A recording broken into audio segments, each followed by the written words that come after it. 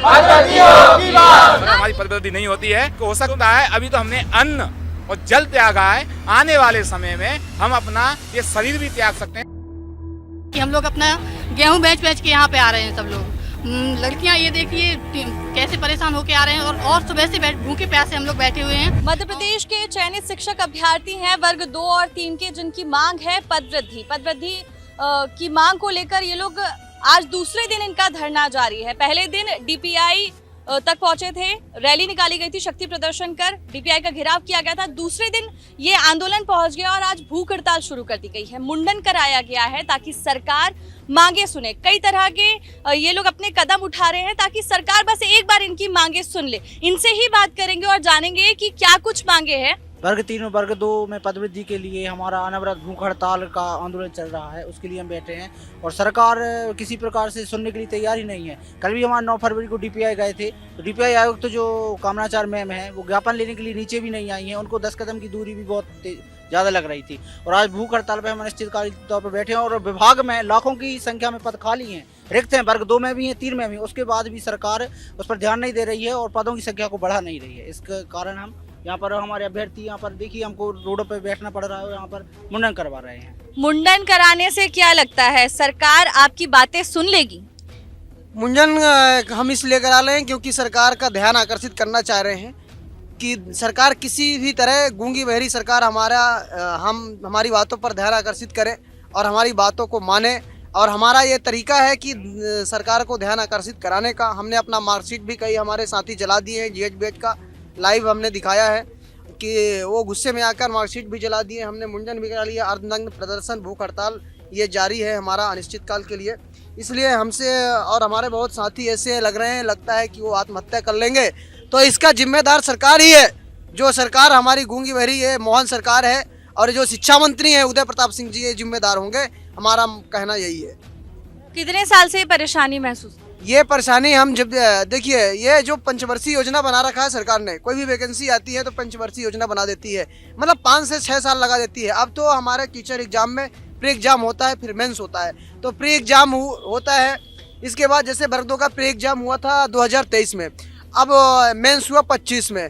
अब इसकी कंप्लीट करते करते ये 27-28 तक लगा देते हैं, मतलब ये 5 वर्ष लगा देते हैं, 5 से 6 वर्ष। अब हम लोग जब एज खत्म हो जाएगी तो हम लोग उस मार्कशीट का क्या करेंगे ये बताइए।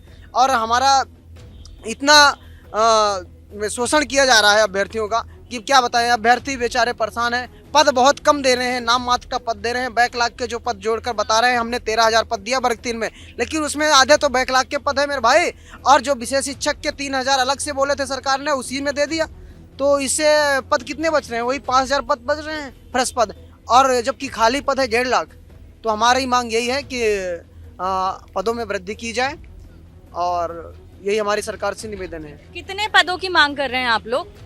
मैम, हमारे लिए वर्ग 2 में प्रत्येक सब्जेक्ट में 3-3 हज़ार पद होने चाहिए और वर्ग 3 में हमें 13,089 पदों जो वैकेंसी दी गई है उनको 25,000 किया जाए। 25,000 की हम पदों की मांग करते हैं। जैसे कि हमारा लंबे समय से जो हमारा धरना प्रदर्शन चल रहा है, 17 नवंबर 2025 को आए थे हम, 6 जनवरी 2026 को आए थे। उसके बाद बीच में हम शिक्षा मंत्री जी महोदय से भी मिले थे, तो उन्होंने झूठा आश्वासन, आप एक जिम्मेदार पद पे बैठे हो, आप किसी के लिए झूठा आश्वासन नहीं दे सकते, वो भी शिक्षकों के साथ में। आप एक शिक्षा मंत्री हो, एक जिम्मेदार पद पे बैठे हो, किसी के लिए झूठा आश्वासन नहीं देना चाहिए और हमारी पदवृद्धि की जाए जिससे हमें रोजगार मिल सके। और हमने कल दंडवत परिणाम भी किया था डीपीआई घेरने के लिए, जिसको डीपीआई में आयुक्त मैडम है, वो ऊपर से 10 कदम नीचे उतर के नहीं आ सकती हैं। हमारे लिए इतना अहंकार अच्छा नहीं है, क्योंकि रावण का भी एक समय पे अहंकार टूट गया। तो आप तो क्या हो, आप हम आपके विभाग में जॉब चाहते हैं, तो आपके बच्चे हैं, कम से कम हमारी इतनी तो सुन सकते हैं। और एक कहावत है कि मुंडन जब कराया जाता है तो मुंडन किस लिए कराया जाता है? जब हमारे घर से कोई विदा हो जाता है या चला जाता है, उसके लिए मुंडन कराया जाता है। तो शायद मैं जानता हूं कि हम आज अनाथ हो चुके हैं, जो हमारी मांगें नहीं सुनी जा रही हैं। तो हो सकता है कि शिक्षा मंत्री और माननीय डॉक्टर मोहन यादव इस मध्य प्रदेश में है ही नहीं, जो लगता है कि वो स्वर्ग के लिए जा सकते हैं। इस हिसाब से मेरे लगता है अगर हमारी पदवृद्धि नहीं होती है तो मैं स्वयं बता रहा हूँ कि हो सकता है अभी तो हमने अन्न और जल त्यागा है, आने वाले समय में हम अपना ये शरीर भी त्याग सकते हैं और आत्महत्या भी कर सकते हैं, कि हम बहुत बेरोजगार हैं। इसकी जिम्मेदारी शिक्षा मंत्री महोदय उदय प्रताप सिंह को और माननीय डॉक्टर मोहन यादव को मुख्यमंत्री जी हैं, उनकी जिम्मेदारी होगी। अगर हम आत्महत्या करते हैं और सुसाइड करते हैं तो उनकी जिम्मेदारी होगी। हमारे घर वालों ने, हमारे माँ बाप ने पढ़ा लिखा कर इतना बड़ा कर दिया और हमको यहाँ तक पहुँचा दिया। अब ये जिम्मेदारी सरकार की बनती है। हम प्री क्वालिफाई, मेंस क्वालिफाई करने के बाद भी अगर हमें जॉब नहीं मिलता है तो इसकी जिम्मेदारी किसकी है? सरकार की। आपके लिए हमने वोट दिया है और आपको हमने चुना है, उच्च पदों पे बैठा रहा है, किस लिए? कि आप हमारी सुनो। तो हमारा एक ही अनुरोध है, विनम्र हाथ जोड़ के अनुरोध है कि हमारी पदवृद्धि की जाए जिससे हमें रोजगार मिल सके। बहुत धन्यवाद। तो काफी बड़े स्तर पर आंदोलन पहुंच गया है। कहा जा रहा है कि आत्महत्या तक की बात भी कही जा रही है। जिम्मेदार सरकार होगी। पुरुष अभ्यर्थी के अलावा महिला अभ्यर्थी भी हैं, उनसे भी बात करेंगे। सरकार लाडली बहना योजना चला रही है मध्य प्रदेश सरकार, लेकिन यही लाडली बहना कुछ पुकार कर रही है, उनसे बात करना चाहेंगे। जी हम लोग यहाँ पे पद वृद्धि के लिए बैठे हुए हैं सब लोग। और जैसे कि वर्ग 2 और वर्ग 3 में हम लोग वर्ग 2 में हर विषय में 3,000 की वृद्धि चाहते हैं और वर्ग 3 में 25,000, जैसे 13,000 है उसमें पद, तो उनको 25,000 करवाने के लिए बैठे हुए हैं। हम लोग ये जो आंदोलन है 4 से 5 महीने से कर रहे हैं हम लोग, और हम लोगों की कोई भी सुनवाई नहीं हो रही है। बस यहाँ से हम लोग कम से कम हजार किलोमीटर दूर से आते हैं यहाँ पे, और यहाँ पे कुछ मिलता ही नहीं है हम लोगों को। फालतू यहाँ पे आ रहे हैं, इतने परेशान हो रहे हैं हम लोग। ना तो सरकार सुन रही है, ना कोई मंत्री सुन रहा है। सब मंत्री सो रहे हैं, बस सोने के अलावा कुछ काम नहीं कर रहे हैं। बस अपने अपने घरों में बंद कमरों में एसी की हवा खा रहे हैं वो लोग। बस हम लोगों की कोई मांग नहीं पूरी कर रहे हैं वो लोग। आर्थिक परेशानियां भी कुछ देखनी पड़ रही है आपको? इन सारी आर्थिक परेशानियां तो मैम ऐसी हैं कि हम लोग अपना गेहूं बेच के यहाँ पे आ रहे हैं सब लोग। लड़कियां ये देखिए कैसे परेशान होके आ रहे हैं, और सुबह से भूखे प्यासे हम लोग बैठे हुए हैं। और जो किराया होता है वो हम लोग ऐसे गेहूं चावल बेच के आ रहे हैं मैम यहाँ पे। और यहाँ पे आते ही वो मैडम हैं या फिर जो मंत्री जी हैं, वो एक भी सुनने के लिए तैयार नहीं है हम लोगों की, और ऐसे दुत्कार के भगा देते हैं कि नहीं हम लोग कुछ नहीं कर सकते आप लोगों का। तो ये सरकार के निंदनीय काम है, ऐसे तो नहीं करना चाहिए बच्चों का। और कहाँ जाएंगे बच्चे? उन्हीं से पूछ सकते हैं कि भाई हम लोगों का जो भर्ती है वो आप ही लोग बढ़ा सकते हैं। हम लोग तो ऐसे कुछ किसी और सरकार से जान सकते हैं, मध्य प्रदेश सरकार से ही पूछ सकते हैं कि हम आप लोग बढ़ाओगे या फिर करोगे कि नहीं करोगे। तो आंदोलन हर दिन तेज होगा, क्योंकि अब भूख हड़ताल शुरू हो गई है। भूख हड़ताल कब तक चलेगी, इसके बारे में अनिश्चितकालीन भूख हड़ताल का ऐलान कर दिया गया है। आत्महत्या की बात की जा रही है, जिम्मेदार सरकार होंगे। और भी पीछे कई लोग हैं जिनके पास मैं आपको ले चलती हूँ और वो अपनी पीड़ा बताएंगे। क्योंकि सरकारी नौकरी जो होता है हर किसी का एक सपना होता है, अगर वो मिल जाए तो इंसान सोचता है कि लाइफ सेट हो जाएगी। लेकिन जब इंसान प्रिपरेशन करे, उसके बाद सिलेक्शन हो जाए लेकिन पद नहीं हो या फिर उसको नौकरी ना मिले, तो बहुत ज़्यादा परेशानियां झेलनी पड़ती है, समाज के ताने झेलने पड़ते हैं, आर्थिक समस्या झेलनी पड़ती है। तो यहाँ पर कुछ और अभ्यर्थी मौजूद हैं, उनसे बात करेंगे। जी मैम, मेरा नाम दीपक बैरागी और हम सोनगर से आए हैं मैम। और हमारे साथ से मतलब सभी जिलों से 52 जिलों से 2-2 लोग हैं अभी कोऑर्डिनेटर। हमने सबको वापस भेज दिया था घर पे अभी, क्योंकि हमें अभी सिर्फ मतलब हमें भूख हड़ताल पे बैठना है, तो हम कम ही लोग बैठे हैं अभी। जब तक हमारी मांग पूरी नहीं होती मैम, हम हज़ारों की संख्या में आएंगे, क्योंकि हम इतने लोग मतलब परेशान हैं। कहने का मतलब ये है, कोई ऐसे ही नहीं आता पैसे लगा के 500-500 हज़ार रुपये लगा के हम 2,000 रुपये अपने गेहूँ बेच के, चावल बेच के, जैसी व्यवस्था हमारी बनती है हम आते हैं, क्योंकि हमारी सरकार सुने। मैम ये बताइए आप, जब हमारी बुनियादी शिक्षा ही सही से नहीं होगी, हमें जहाँ तक नॉलेज है और उसमें हमने राजपत्र में निकलवाया है कि 1,31,000 वर्ग 3 में जगह खाली हैं और 99,000 से प्लस में वर्ग 2 में जगह खाली है मैम। तो आप मतलब क्या चाहती है सरकार? स्कूलों को बंद करना चाहते हैं कि प्राइवेट स्कूलों में बुरा है मैम? आप बताइए, 2-2 लाख रुपए हर कोई नहीं दे सकता। हम गरीब परिवार से बिलोंग करते हैं, हम अपने बच्चों को सरकारी स्कूल में पढ़ाएंगे। अगर 1-2 टीचर रहेंगे मैम, और कोई मैम 102 स्कूल तो ऐसे हैं जिनमें एक टीचर भी नहीं है मैम। तो आप बताइए कि स्कूलों को मतलब क्या करना चाहिए? स्कूलों को बंद करना चाहिए, शिक्षा व्यवस्था खत्म करनी चाहिए। हम ऐसे विश्वगुरु बन जाएंगे, दुनिया को हम चीन को पीछे छोड़ेंगे। आज हम बात कर देंगे, इनको पीछे छोड़ देंगे। आज हम और अन्य देश, विकसित देशों से 100 साल पीछे हैं सिर्फ शिक्षा में, सिर्फ मतलब ऐसे दिखाने के लिए कि हाँ हमारी शिक्षा चल रही है। ऐसे शिक्षा नहीं होती मैम, बुनियादी शिक्षा देनी पड़ती है। जब मतलब साइंटिस्ट इंजीनियर बनते हैं, ऐसे नहीं बनते कि मतलब आप शिक्षा व्यवस्था को ख़त्म करना चाहते हैं। और आज हम इतने परेशान हैं मैम, आज हम 30-30, 35-35, 40 साल के हो चुके हैं। तो हमारी अब क्या स्थिति रहेगी? हम हमारे घर वालों को क्या मुंह दिखाएंगे? हमारे बच्चों को पढ़ाते हैं, वो बोलते हैं कि आप मतलब आपने पढ़ के आपने क्या कर लिया? आपको तो नौकरी नहीं मिल पा रही। आपने 2-2 एग्ज़ाम दिए आपने, और अच्छे से मतलब तैयारी की हमने मैम। हमारे 83-84 नंबर आए हैं इस 100 में से। मैम बताइए आप इससे अच्छा और नंबर कितना लाएँ? आप एन टाइम पे सिलेबस चेंज कर देते हो, फिर भी हम नंबर ला रहे हैं मैम। तो आप समझ सकती हैं हमारी पीड़ा। आपकी उम्र कितनी है? जी मेरी 30 साल है और मुझे काफ़ी टाइम हो गया है तैयारी करते करते। ये देखो, ये काम हम कर रहे हैं, ये शासन की, सरकार की नैतिक जिम्मेदारी है कि वो खुद अगर पद खाली हैं तो उनको निकालना चाहिए, और ऐसा नहीं उनके पास पद खाली नहीं है। ये बात उनको भी पता है कि पद वास्तविकता में खाली हैं, और अतिथि शिक्षक जो है वर्तमान में 70,000 काम मतलब जो है अतिथि शिक्षक कार्य कर रहे हैं। इसका मतलब ये है कि शिक्षकों की आवश्यकता तो है और पद भी खाली हैं, लेकिन क्या है, उनकी जो है नीयत नहीं लगती है कि वो पद जो है भरे।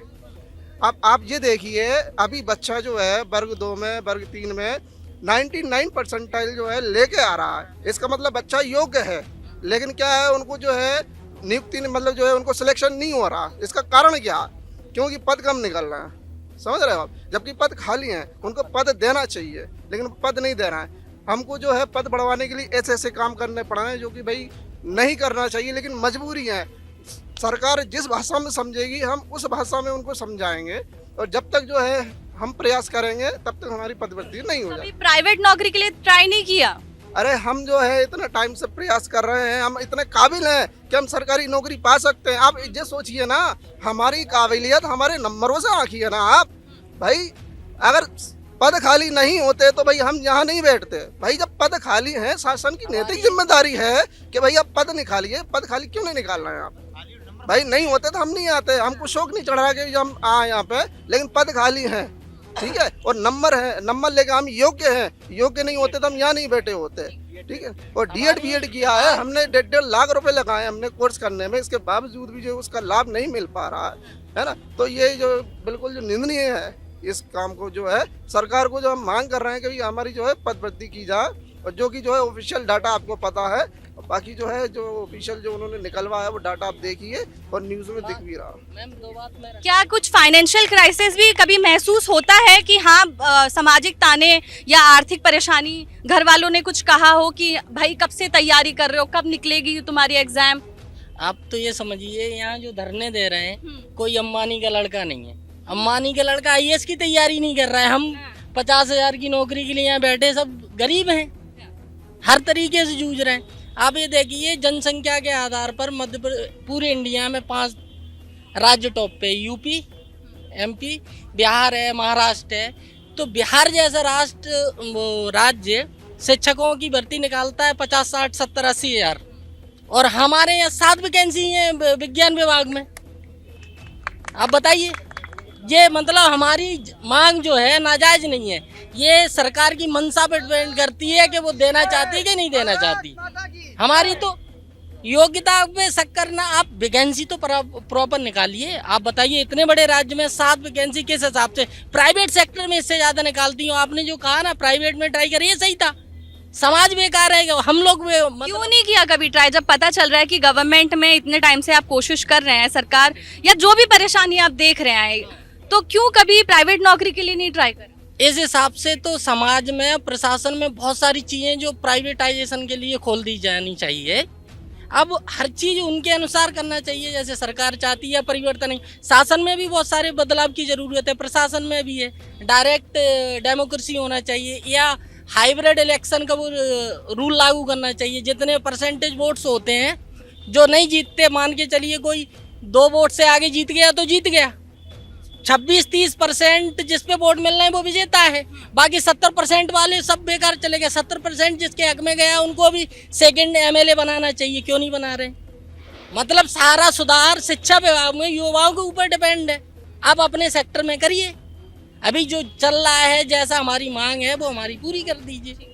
ये युवा हैं, देश का भविष्य है, और इन्हीं की ये सारी मांगे हैं। कुछ डाटा भी ये लोग लेकर आए हैं, डेटा लेकर आए हैं, और क्या डेटा है इनसे ही पूछते हैं, बताइए। जी मैम, जैसे कि सरकार कह रही है कि हमारे पास खाली पद नहीं है, तो मैं आपको बता दूं, आज से 5 दिन पहले ये न्यूज आई है, और आप खुद भी देख सकते हैं, याचिका लगी है सुप्रीम कोर्ट में।